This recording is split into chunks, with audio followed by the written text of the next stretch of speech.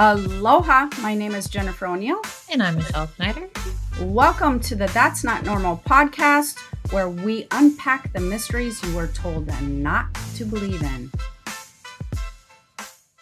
Welcome back. Today, we wanted to talk about the process of separating your energy from somebody else's.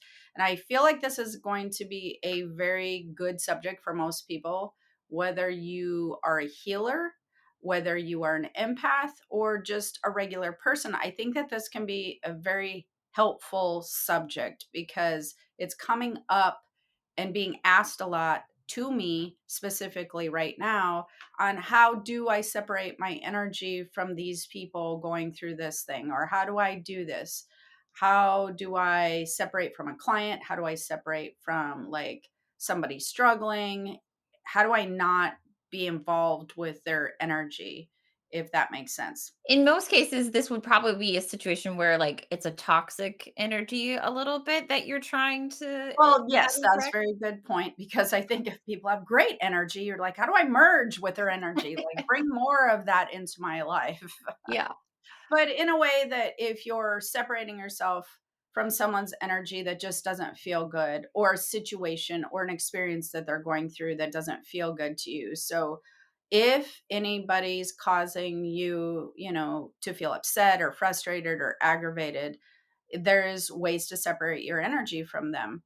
I do feel that a lot of empaths, whether they just be know they're empath, don't know they're an empath, or a healer, not a healer, they tend to accidentally merge their energy and kind of hang out there with most people.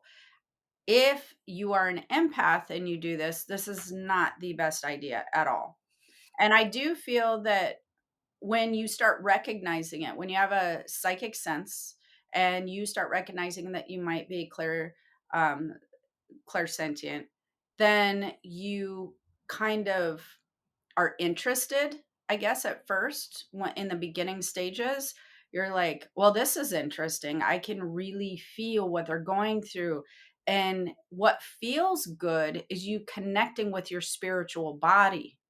That's the aspect that feels fantastic, is you're learning to recognize your spiritual body. You're learning to navigate your spiritual senses, and that has this beautiful feeling, a little bit of tingles, sometimes a little bit of euphoria, sometimes depending on the level. And it feels good to reconnect and recognize that on a conscious level. Where it starts to skew and become a problem, however, is when you get deeply invested energetically in resolving a situation or really giving advice and getting caught up in their life path. And what I mean by that is how they're navigating their life's journey. And it can cause you to have an emotional response or an energetic response. And I feel like people are not aware sometimes of how much of this energetic entanglement starts to happen within relationships and people that you're talking to. And it doesn't mean necessarily a strong relationship. It could be a co-working relationship. It could be just a regular friendship. It could be like a deep relationship. The level of relationship doesn't matter. The type, it doesn't matter. It could even be an acquaintance for all that I care or you care. But when you start to notice that their energy is affecting yours, you have to learn to separate and step back. It's not going to do you any good. So let's talk about being an empath, for instance, or doing readings, or, well, actually, or giving friends advice. Let's just talk about all of it. Yeah. Um, when you start to get invested and you start to feel pulled down by their energy, that's a huge problem, because now you're allowing your energy to merge with theirs, potentially altering your own frequency from a situation, a decision, a catalyst in somebody else's chart that doesn't really involve you. And believe me, you have enough on your plate that you need to navigate already. you don't need to be navigating in an energetic entanglement with somebody else. It can cause you a lot of problems. It can cause you to not feel so good. It can cause you to feel moody. It can cause you to disconnect from your own intuitive senses. It can cause you to pull back from your spiritual body itself. There's a lot that can happen. You are not supposed to be emotionally entangled with people or energetically entangled with people. That's not really how that's supposed to work when you're working with your senses, your spiritual body and things like that. It doesn't do you any good to be in it with them. You Yeah. can't give the best advice if you're in it with them. You can't see clearly if you're in it with them. And then there's the whole free will factor where everybody assumes that people are looking for positivity in their life. All the relationships that you have, all the people you know, the acquaintances, there's this, I feel like, general assumption that most people are gravitating towards a better life, more positivity, more happiness. This is not the case. If you start opening up your spiritual senses and really being aware, you will notice that a lot of people are also just as enhanced or pulled towards negativity in their life. They get something from that. And this was pointed out to me a long time ago when I was very early stages of developing professionally, that you can see people get something from negative emotions and negative experiences, like the way that the energy feels in their body can be as addicting as positivity. There are similar frequencies sometimes in the way the body feels, only the frequency is lower or higher. But as far as the body feels, there's this type of excitement feeling. You can go either way. Just like excitement can be excited or it can be anxious. You know, Yeah. there's two sides to the coin. And sometimes negativity or that feeling that you get when there's negativity, that kind of excitement of drama is better, people feel like, than no activity at all. And what I mean by that is if they're having flat emotional responses, flat energetic experiences, they are not feeling fulfilled with anything that they're pursuing in their life. We crave expansion. We crave to expand our energy. This is why we're here. It feels good to us. This feels amazing. And if we're not doing something to pursue that on our own, we're looking for some type of energetic excitement or feeling or energetic alertment, I guess I would say. And that can be, again, either positive or negative. Sometimes people fall into the habit of creating an energetic environment that is amplified by negativity, and that can become addicting. And so they continue to do things to get that feeling because they're not feeling full or fulfilled inside, and they need something to gravitate towards. They need a change. They need um, something switching up the landscape. You know, they need more in their life. And there are people that gravitate towards that, and you're not going to change their behaviors. You're not going to change their destination, their birth chart at all. You're just going to have to be along for the ride. And so that's where separation is absolutely required. Actually, I feel like energetic separation should be on your radar with all relationships, even if you're in spousal relationships, because you're also very close to those people. And if they have emotional ups and downs, you will go with them, and that's not the healthiest place for you to be, even for your partner. Sometimes, if your partner's having emotional ups and downs, you need to be the stable one in the sea. You need to be anchored. You need to not follow them along on their journey. Let them come back, and you're their anchor point. You're their island. You're their grounding space. So, more often than not, it's better for you to sort of detach from those things. Now, you can be supportive, but we don't need to be going down, this roller coaster of emotions with them necessarily all the time. It's just not a healthy place to be. So then we have the aspect of empaths. Well, I naturally tune in. I naturally tune into other people's energy. Well, Well, you can I jump in really quick? yeah, Because I think as an empath, I struggle with this. And so I have a very silly example, but you tell me, because I'm starting to realize I'm like, well, if I'm just watching a television show, I don't even care if it's a credit card commercial. And if it's sad, I'm in tears. I am a wreck, like absolute mess.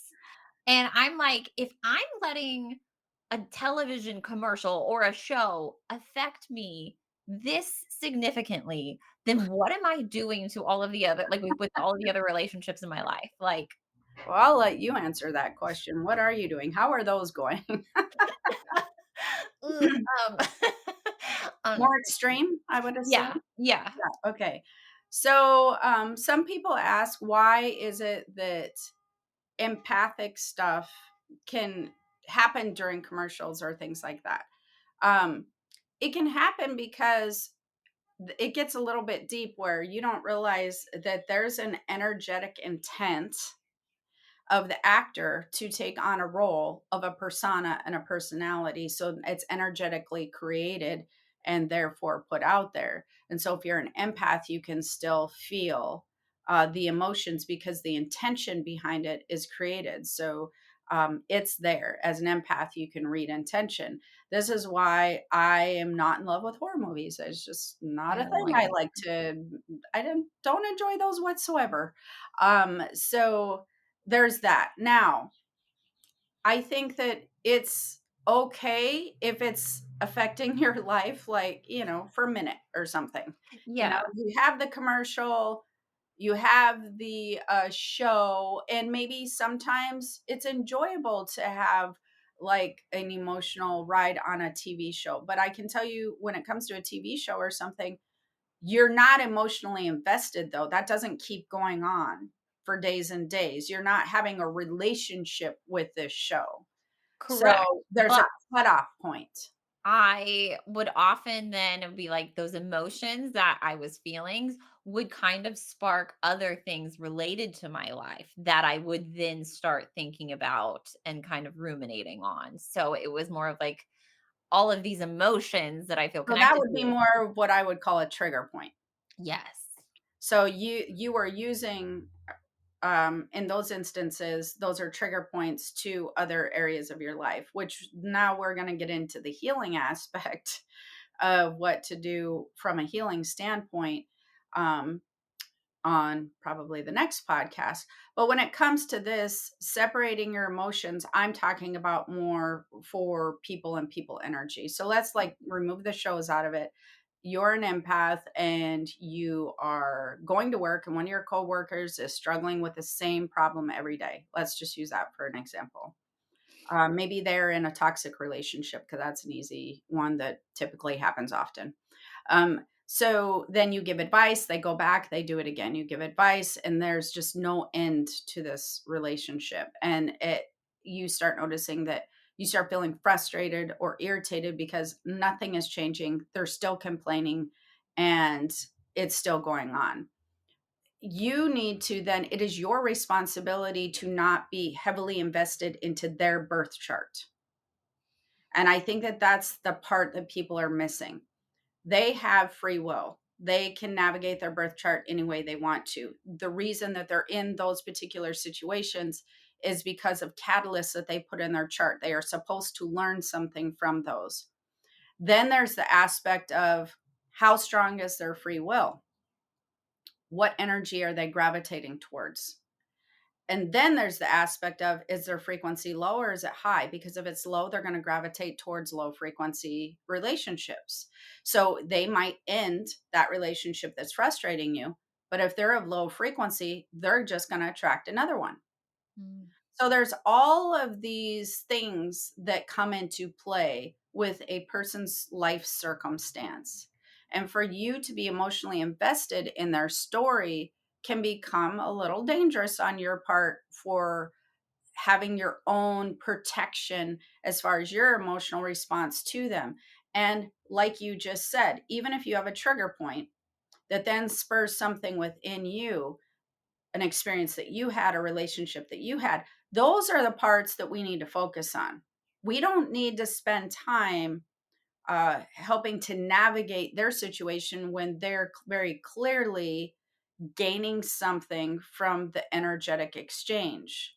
And now I'm going to repeat myself because a lot of people are going to be like, well, why would they gain something from a negative exchange? Because you are bypassing the fact that negativity still has an excitement factor to it in some instances. It creates a response within your body that also can become addicting. And unless they are willing to break that habit or the pattern, and they're willing to go into unfamiliar territory, which is also very scary for people. Everybody loves to know what their environment's going to look like. They love to know what their landscape's going to look like energetically. They want to feel comfortable. You can't have it both ways. You can't have comfort and then go into unfamiliar territory and seek change. So you're not going to be able to change your life, seek out something different if you're stuck in the uncomfortable factor. It's paralyzing for people. So now we have to switch our whole perspective on unfamiliar territory is amazing because that's places I've never been before, which means there's a lot of cool stuff over there. And now we're working with belief system, etc. So there needs to be separation, especially when there's an empath ability involved. There's no good that it will do you hanging out in somebody else's emotional state, unless it's like you said, it's like this very happy, fun place. And if that's you, then you probably shut off the podcast already. But if you're hanging out in a place that doesn't feel good to you, that's a problem. That's not what the ability is for. It's not what you're supposed to be doing. It's not going to enhance your life. It's not going to do any good. And if you're a reader or a healer, same thing. You can tune in for a minute and then you need to pull back out. It's not going to be helpful. In fact, it's going to be very much a hindrance in your healing abilities to stay in that with them, because now you're not objective. Now you're not tuning into the things that you need to tune into. It's a very huge block problem. And if you're already doing it, you will want to practice reversing it because you'll find that you'll probably gain a lot more clarity. So it's just not healthy. We don't need to suffer with other people.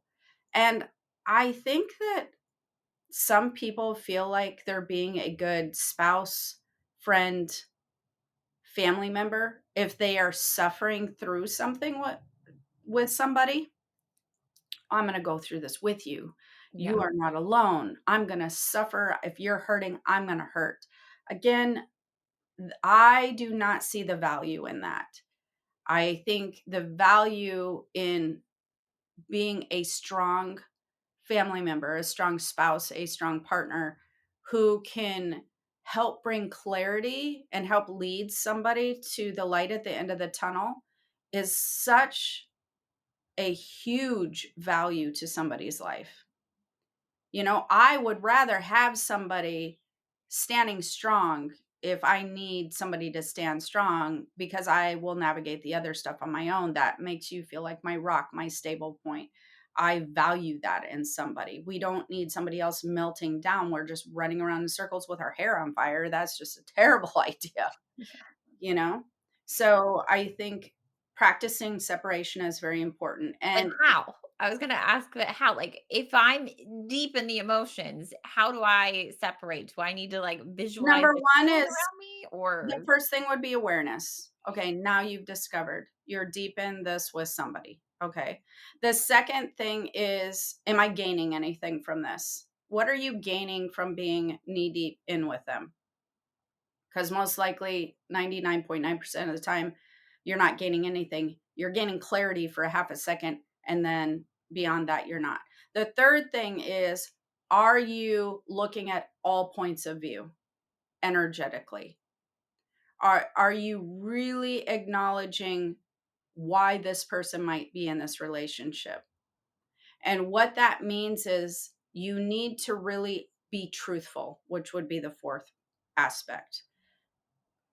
Even good people suffering might not be doing it right. They might be messing up things. They might be making poor choices, and that is Mhm. their entire prerogative. It is their life journey. It is their call to make. And then the last thing is you have to respect what they're doing because it is their free will. Yeah. So once you recognize it, then you go, am I gaining anything from this? Then the third thing is, well, what are they gaining from this? What message might they be trying to get? What should they be doing differently? Is this a catalyst to get them to change? Are they resistant to change? Are they refusing to change? Are they stubborn? Are they scared?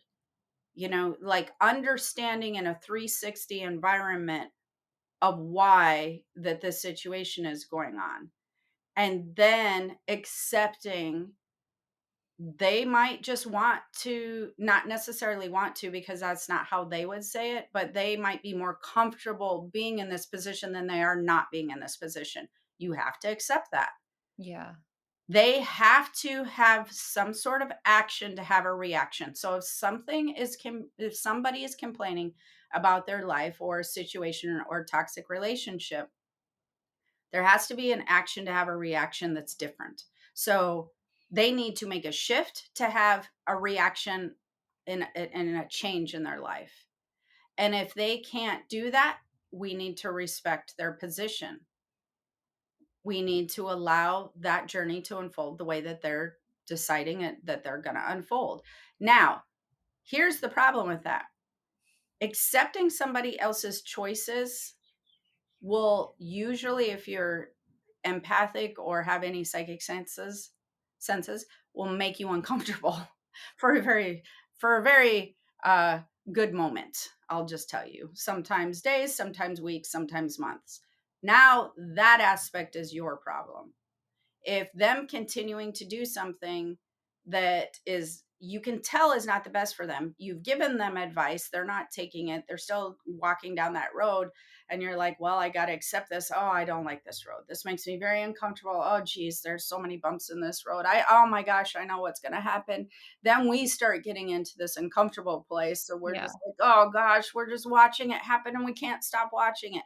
Well, that's not, now that's a you problem. And Yeah. if we're really that focused on somebody else's stuff, I would highly suggest you refocus where you're at in life because I can promise you we always have stuff to clean up in our life. And that's where we can be very effective. And that's where we can be very powerful and we can see some tremendous results is refocusing into our own life.